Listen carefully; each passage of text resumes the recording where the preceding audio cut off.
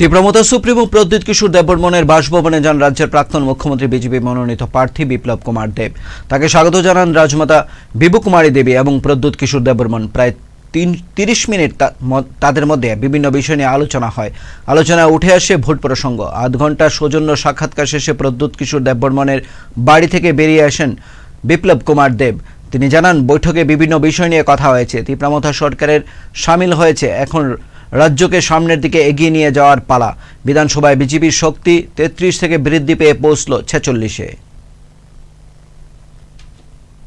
আমাদের একটাই লক্ষ্য, মাননীয় প্রধানমন্ত্রীর নেতৃত্বে ত্রিপুরার সর্বাঙ্গীন বিকাশ।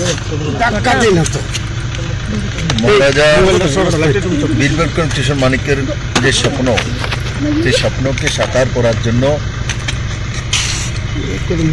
আমাদের ত্রিপুরা পার্টি और भारतीय जनता पार्टी যে মিলন, এবং সেই মিলন নিশ্চিত ত্রিপুরার শান্তি, সমৃদ্ধি এবং ওভারঅল ডেভেলপমেন্ট, আর সেইটাকে লক্ষ্য রেখে সেটাকে আলটিমেট গোল পয়েন্ট বানিয়ে আমরা কাজ করছি। আর আজকে আমি মহারাজ প্রদ্যুৎ কিশোর মানিক্য এবং ওনার পরিবারের সঙ্গে বসেছিলাম।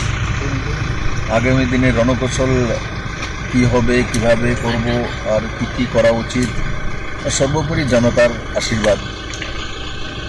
আমরা সবাই মিলেমিশে এই ইলেকশনে যোগদান করব।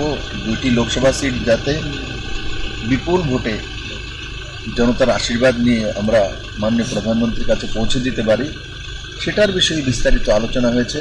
আমার বিশ্বাস যে ত্রিপুরার মানুষ মোদীকে তৃতীয়বার প্রধানমন্ত্রী চাইছে, আর সারা ত্রিপুরা মোদীময় আছে।